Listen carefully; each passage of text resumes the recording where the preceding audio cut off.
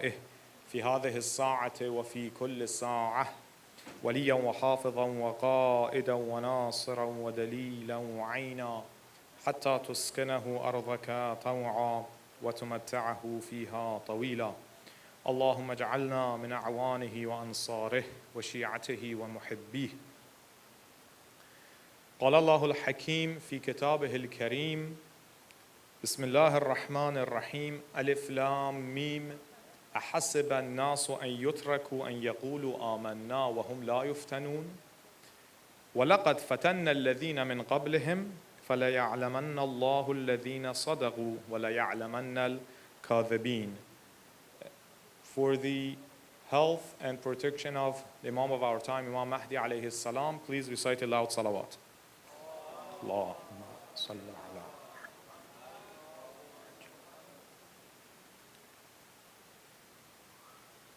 Tonight is the eve of the 15th of Ramadan, the eve of the birthday of Imam Hassan al-Mujtaba, salawatullahi alayhi wa alayhi. I was thinking tonight is a special night for the celebration and the birth of Imam Hassan alayhi salam. What would be a good topic, because I only will talk tonight, that we can talk about and reflect upon. Considering the fact that past few nights Sheikh Mustafa was talking about the important topic of Imam Mahdi alayhi salam, I thought that might be good to kind of bridge between these two topics and read and examine a couple of ahadith from Imam Mujtaba alayhi salam about Imam Mahdi. So we can continue the vibe that Sheikh Mustafa started, which was really good. At the same time, pay our respect to Imam Hassan al-Mujtaba salawatullahi alayhi, and learn a little bit about history of Imam Mujtaba. And I want also to connect the topic to the ayah that I started with. At the beginning of Surah Ankabut, Quran says, do the people suppose that we will be let off? They will be let off because they say we have faith, and they will not be tested. وَهُمْ لَا يُفْتَنُونَ. And then it continues, we indeed وَلَقَدْ فَتَنَّ الَّذِينَ مِنْ قَبْلِهِمْ. We indeed have tested those who were before them. Why? So Allah shall surely ascertain those who are faithful and who are liars. وَلَيَعْلَمَنَّ الْكَاذِبِينَ. So, one of the most important events that happened during the time of Imamah of Imam Mujtaba alayhi salam, as you all know, is that very unique situation that ended up with the peace treaty that the Imam had to sign with Muawiyah, which that itself can be a topic and should be a topic for discussion for hours and hours, just examining what happened, what was going on, because there are a lot of controversy around that event, right? How can an imam, an infallible imam, the one who Prophet talked about him a lot, Sayyidu Shabab Ahl Jannah, can come and sign a peace treaty with who? With Muawiyah, who was a tyrant, and everyone knew how bad he was, basically. And I mean, this is not a new controversy that started from the time of Imam Mujtaba alayhi salam and by the so-called Shi'as of him. They questioned him a lot and even rejected him. That was a big moment of test, that how submittal they are to the Imam.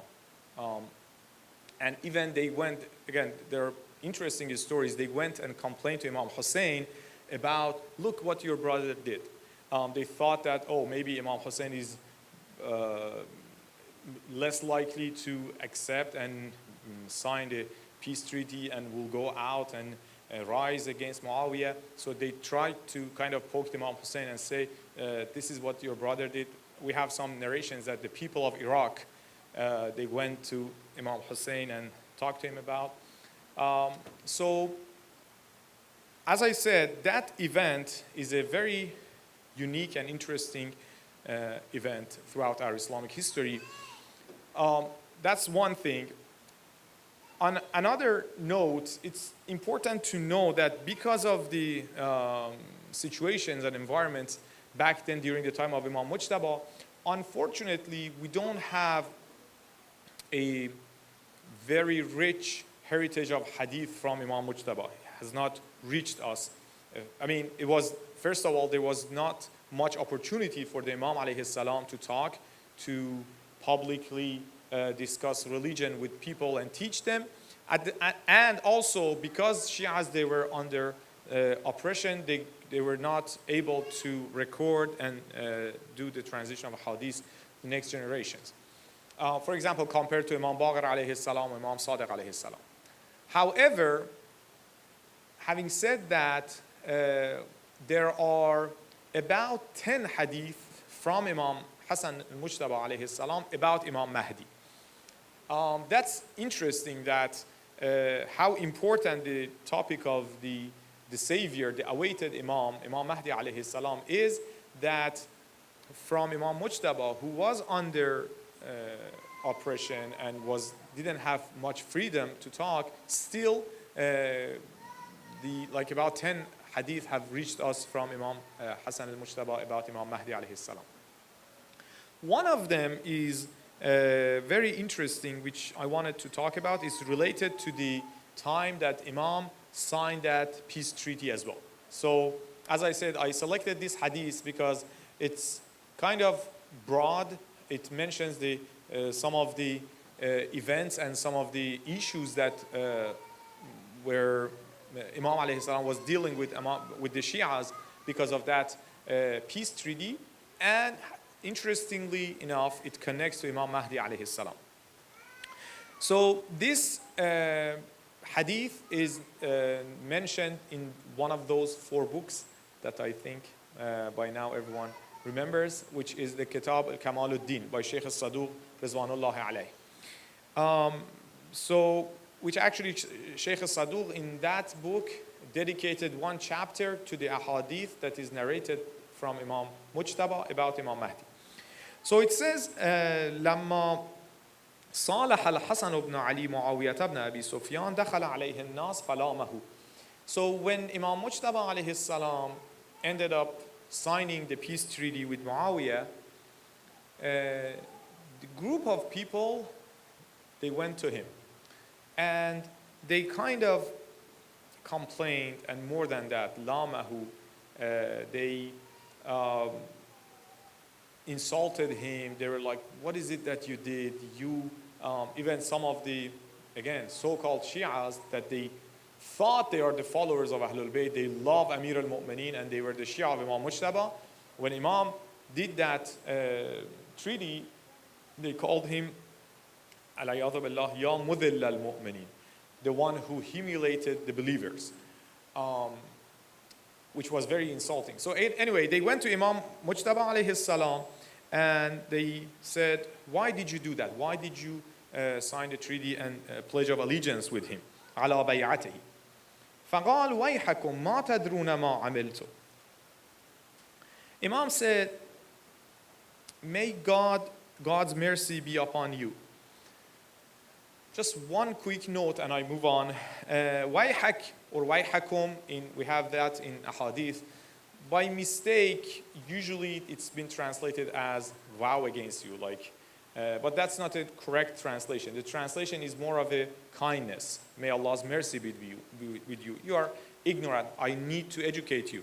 So Imam said, do you know what I have done? You don't see and you don't appreciate because you don't know the value of what I did in signing that peace treaty with Muawiyah. And then Imam continues and said, والله الذي عملت خير للشيعة مما طلعت عليه الشمس أو غربت. by God, what I have done, this thing that you think was degrading and humiliating for believers, that was better for mu'mineen, better than everything basically on earth. Whatever that is under sunlight or sees sun, doesn't see sun at night or sees sunlight, basically. That's a term that they use in Arabic when they want to say everything on the earth, basically. So what I did was better than anything that you can imagine for believers. But you don't know the wisdom behind it, how important was to save that little community of Shias, the true Shias that were remaining. And Imam continues and says, أَلَا تَعْلَمُونَ أَنَّنِي إِمَامُكُمْ مُفْتَرَضُ الطَّاعَةِ عَلَيْكُمْ. Don't you know that I am your Imam, al-muftarad ta'ah, the one that Allah has mandated the obedience, and you should obey and submit to my orders and commands. And don't you know that أحد سيدي شباب أهل الجنة, I am one of the two leads of the youth of paradise, as Prophet said in the famous hadith that is narrated by Sunnis as Shias. You know, who are you dealing with? Beside that, you don't know the wisdom of what I have done. Beside that, you know that I'm the Imam, and you know that I am one of the leads of the youth of paradise. And then Imam gives the example of Prophet Khidr and Prophet Musa, that famous story that I don't want to get to details you all know about. The part that Imam focuses on is what made Prophet Musa angry and intolerant and impatient was what? He didn't know the wisdom or the wisdoms of the acts of Khidr. If he knew, he wouldn't complain and say, oh, why did you kill that? Why did you break the ship? Or and now after this you are asking me to start building or reviving this demolished wall. Musa alayhi salam didn't know. إِذْ خَفِيَ عَلَيْهِ وَجْهُ الْحِكْمَةِ فِي ذَلِكَ. So, and then Imam continues with a very important statement here, which leads to one of the unique characteristics of Imam Mahdi alayhi salam. أَمَا عَلِمْتُمْ أَنَّهُ مَا مِنَّا أَحَدٌ. Don't you know that among all of us, Ahlul Bayt, all of us, because of the environment and circumstances that we were living in, there was a bay'ah, there was a pledge of allegiance, not out of desire and will, but on us from the tyrants of our time.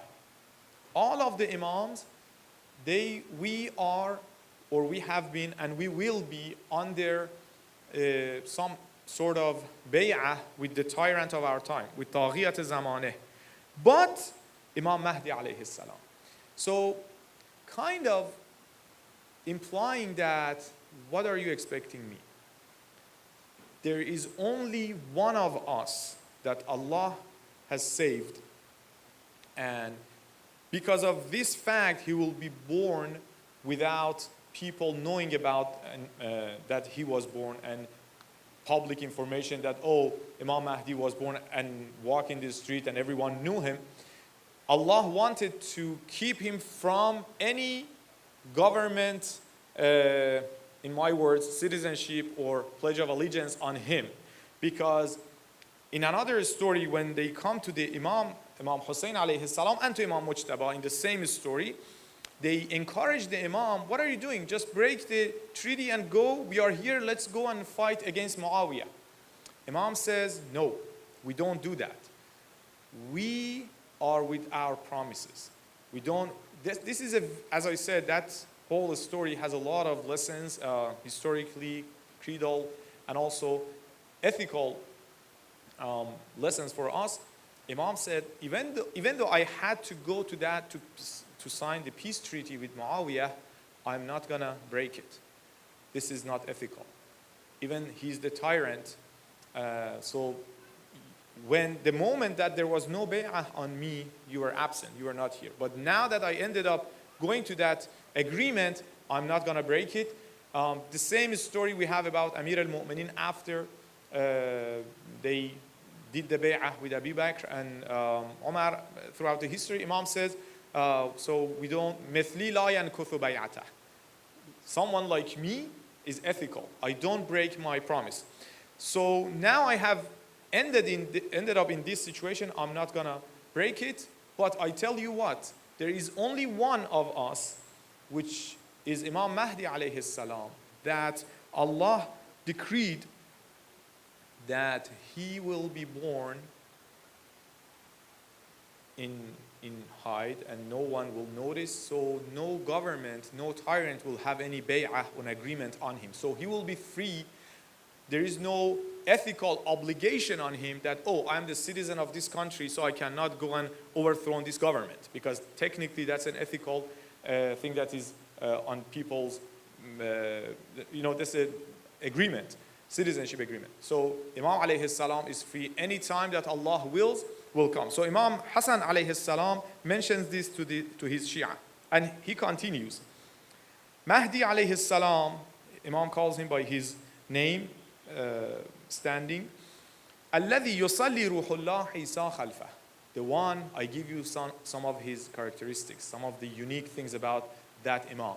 Imam Mujtaba alayhi salam. Imagine the scene in the middle of all these challenges dealing with Muawiyah, and their Shia betrayed him and all of that. Imam talking about Imam Mahdi alayhi salam. The one that Isa alayhi salam will come and pray behind him. And he is the ninth from the offspring of my brother Hussein.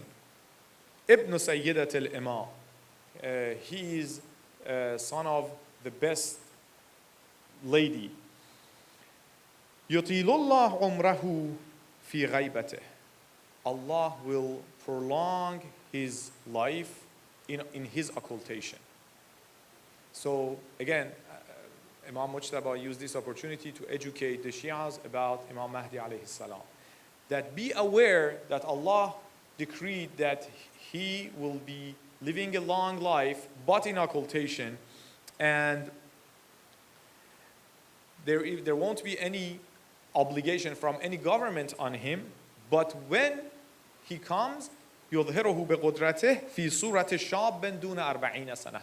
When Allah wants and decrees that Imam Mahdi alayhi salam come, he will come in a appearance of a young man in the 40s, right? 40 sana, 40 age. Even though he has lived like thousands of years, but Allah wants biqudrati, by his power, that Imam comes in that appearance. So people know that Allah is able to do anything. So this is one of the ahadith that Imam Mujtaba alayhi salam talked about Imam Mahdi alayhi salam I wanted to mention. But I started the speech with reading that and reciting that ayah of Quran that talks about tests, that you think that you will be led off you just say we have faith and Allah will not test you. Allah will definitely test you. I wanted to talk few sentences about this. I know that we all have heard different lectures and speeches about Allah testing us, testing us, testing us. Everything is test. Life is test. Marriage is test. Finding a job is test. All of that. Sometimes I feel like we look at it as a threat. Like, I wish there was no test, right? Like, let's be honest. Don't we say that sometimes? I wish the life was easy, especially maybe younger ones.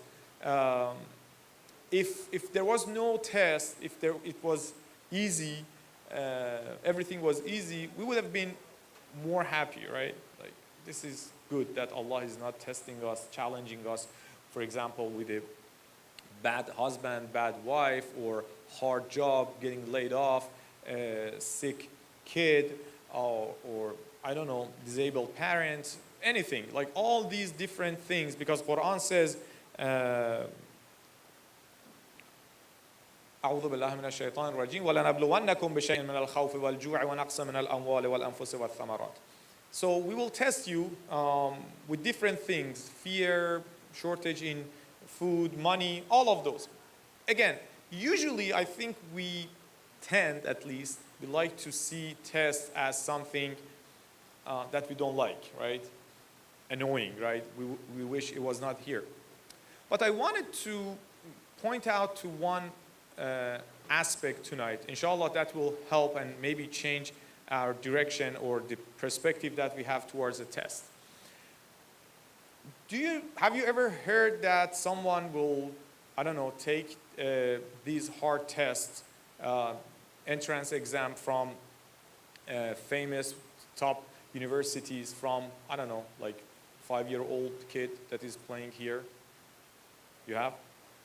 Okay. Okay, so that's a good point. So is that something common or that's unique? What was unique about that 5-year-old kid that, I don't know, Harvard was that they get an exam from them? What was that? They were super smart, right? If they were not super smart, Harvard, for example, will not waste their time, their money, their paper, computer, whatever, that, oh, this 5-year-old kid that right now, for example, is playing on device or, I don't know, soccer, whatever, just come try a test in Harvard next to a genius guy that is doing the same test. Why? Have we ever thought about it? Why that doesn't happen? What I'm trying to elaborate here is hard test, or before hard test itself is an honor that you were worthy of being tested. Does that make sense? If we have you ever seen, let me just do exaggeration a little bit. Have you ever seen a math test being taken from a cow, for example, or animal? Okay, come, just, there's a math test. I want to test you, see how much you've learned math. Anyone who has a little bit of brain does that? No. Why?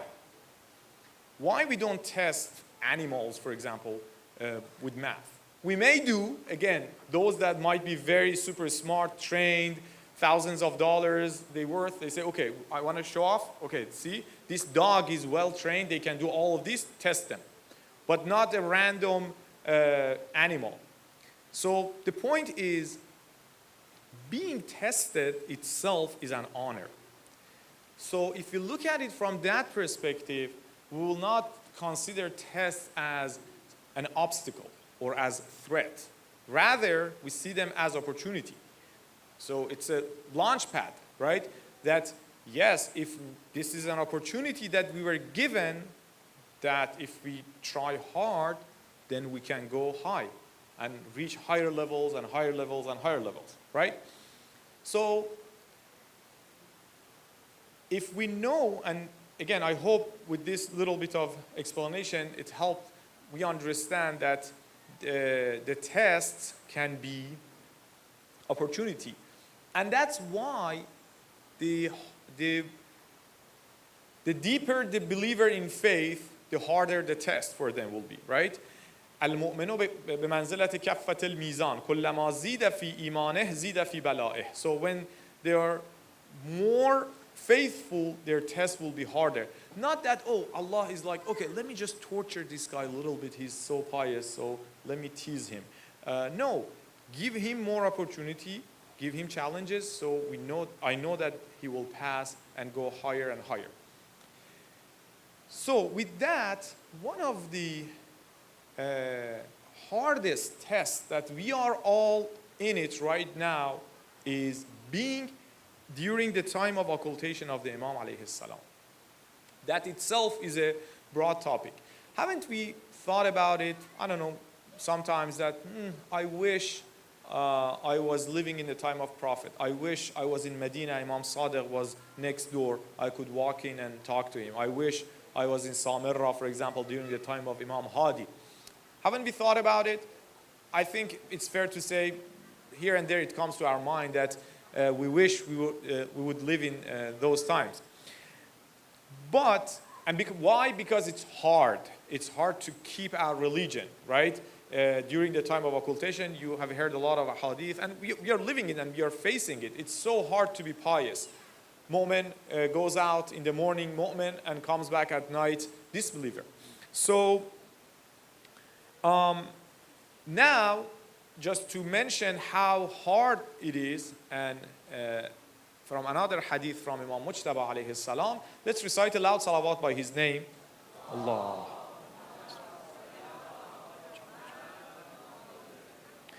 Imam Mujtaba alayhi salam describing, foretelling about the occultation of the last Imam, Imam Mahdi alayhi salam, he gives some of the things that will happen during the time of occultation. So Imam says, لا يكون الأمر الذي تنتظرونه, the thing that you are waiting for, the faraj, the coming of Mahdi alayhi salam, will not happen until you Shias among yourself, you go in fight with one another. You denounce one another. Even you spit in the face of one another. Not others, like you, the Shia community, that there will be a lot. وَيَشْهَدُ بَعْضُكُمْ عَلَى بَعْضٍ بِالْكُفْرِ. Some of you, even they say, I bear witness, that guy is kafir. And we know that guy is also a Shia, right? Imam says the situation will be so severe and hard, doubts and misconceptions would be a lot, to the point that you among yourself will have these fights, which sometimes we see it here and there, right? The person who narrated this from Imam Mujtaba says, I said to the Imam, well, that's so bad. ما في ذلك الزمان من خير. There is no khair, there is no goodness in that time. So that's good that we are this and we are not in the time of Imam Mahdi in his occultation. Imam says, rather, al-khayru kulluhu fi dhalika az-zaman. All of the goodness is in that time. How come? How come all of the goodness is in that time? The opportunity that we have during the time of occultation of Imam Mahdi alayhi salam is one of the hardest tests, so one of the greatest opportunity to pass and go higher and higher. So the point that we observe, if we can save ourselves, not by ourselves, by asking Allah, reading and reciting those du'as that we learn, like dua ghariq and others, that Allah help us save our faith during the occultation of the Imam, we will see that those fights and misconceptions and challenges, there is no hope to solve those issues but coming of Imam Mahdi alayhi salam. So the faith and the level of waiting and being ready for the Imam alayhi salam will increase and increase. That I see that there is no solution. We are in darkness. We don't see the Imam, and we see all the challenges that we have in the Shia community. So I would pray more sincerely for the coming of the Imam. You see? Al-khayru kulluhu fi dhalika az-zaman. So I wanted to wrap up. I have one or two more hadiths from Imam Sajjad alayhi salam. With those, inshallah, I will conclude. But because some friends, they joined us while we were talking, brief review. We wanted to mention some of the hadiths from Imam Mujtaba alayhi salam about Imam Mahdi alayhi salam. So one of the hadith was that Imam Mujtaba talked about Imam Mahdi when the Shias came to him and asking question, rather insulting the Imam, and about why you signed the peace treaty with Muawiyah. And Imam talked about Imam Mahdi, that he is the unique one that will not have any treaty with anyone. No government will have pledge of allegiance on him. So he's free. Whenever Allah decrees, he will come. And then we talked about the test and how tests can be the opportunity for us to grow. Rather than we hate them, we would love them. That's an honor that Allah has chosen us to be tested. And then Imam Mujtaba alayhi salam talked about the time of occultation of Imam Mahdi alayhi salam and how hard that is. But Imam even mentioning that, he says, Al-khayru kulluhu fi dhalika az-zaman. All of the goodness is in that time. Why? We see that by the hadith from Imam Sajjad alayhi salam when he talks to one of his greatest companions, Abu Khalid Kabuli. He was from Kabul. Abu Khalid is a well-known companion of Imam Sajjad. Imam Sajjad alayhi salam is explaining and describing the time of Imam Mahdi alayhi salam and the Shi'as of that time. So see how Imam give us the glad tidings and prophecies that you have unique situation that no Shia during the history of the other Imam they had. You have the opportunity to reach to the highest level of piety and the level of faith. So Imam says, Ya Abu Khalid, or Abu Khalid, Inna ahla zaman ghaybatih. There was another part which I'll skip. We are getting close to the time of Adhan. The people of the time of his occultation. Which people? Anyone? No. Al-qa'ilina bi-imamatih. The ones that they are firm and they have faith in his imamah. Even though they have not seen him, they didn't have any interaction with him, they didn't go visit him in person, like you, that you are sitting next to me, Abu Khalid, you have the opportunity to come and see your imam. They didn't have, but they have faith. Al-qa'ilina bi-imamatih.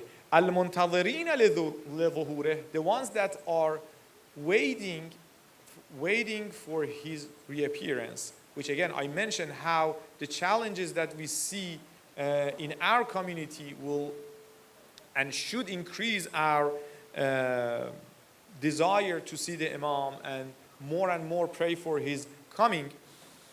Those people, those Shias, that they are, Imam mentions two of their characteristics. One, al-qa'ilina bi-imamatih, and second, al-muntadhirina li-dhuhurih. They are afdalu min ahli kulli zaman. So Imam is not joking, and we saw that Imam Hassan al-Mujtaba had similar wording as well. They are the best of all time. Min ahli kulli zaman, at all time. Why? Why is that the case? Why we have the opportunity that pass the test of ghaibah and occultation of the Imam and reach the highest level that no one else had that opportunity. This test was not taken from anyone else. They were not worthy of those tests. Okay? So again, tests are not for random people.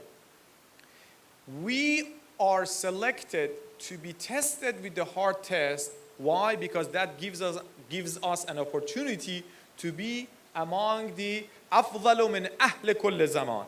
Why? Because Allah has given them لأن الله تبارك وتعالى أعطاهم من العقول والأفهام. Allah has bestowed them the aql, the wisdom and the intellect and understanding and ma'rifah and cognizance that صارت به الغيبة عندهم بمنزلة المشاهدة. For them, it is as if there is no occultation. I don't see my Imam. I don't need to see my Imam. It is for me as if it is the time of the dhuhur, the time of appearance of the Imam alayhi salam. Do we doubt about God? We don't see him, but we receive guidance. We receive the light of guidance from Allah subhanahu wa ta'ala. So those that Imam Sajjad gives the prophecy to Abu Khalid according to this hadith, for them, the occultation of the Imam has become like the time of dhuhur. For them, there is no difference. I don't see the Imam. Nurul Imam fi qalbih anwaru min ash-shams al-mudhi'ah. In another hadith, Imam says, the light of the Imam in the heart of those believers is more shiny than the sun in the middle of the day. So for them, ghaibah is like appearance of the Imam alayhi salam. So we ask Allah subhanahu wa ta'ala to help us. We should know that we cannot pass that test and this great test, we are thankful. We are not complaining to Allah. We are thankful that He decreed that we are born in this time, and Imam Mahdi alayhi salam is our Imam. However, we should not forget that at all time we should go back to Allah subhanahu wa ta'ala. He Himself help us to pass this test and inshallah reach those levels and the prophecies that the other Imams they have given us. So let's recite the dua ghariq that we used to recite every night, which has been recommended a lot. People, they come to the Imam and said, okay, if we reach the occultation of Imam Mahdi, how can we save our faith? The Imam would have said, alaykum bihada dua. I encourage you, this short dua that, again, dua al-ghariq. Ghariq is someone who is in the middle of ocean and has nothing to be saved. Ya Allah, Ya Rahman, Ya Rahim, Ya Muqallib al-Qulub, thabbit qalbi ala dinik. Ya Allah, Ya Rahman, Ya Rahim, Ya Muqallib al-Qulub, thabbit qalbi ala dinik. Allahumma kulli waliyika al-Hujjat ibn al-Hasan, صلواتك عليه وعلى آبائه في هذه الساعة وفي كل ساعة وليا وحافظا وقائدا وناصرا ودليلا وعينا حتى تسكنه أرضك طوعا وتمتعه فيها طويلا اللهم اجعلنا من خير أعوانه وأنصاره بحق محمد وآله الأطهار صلوات.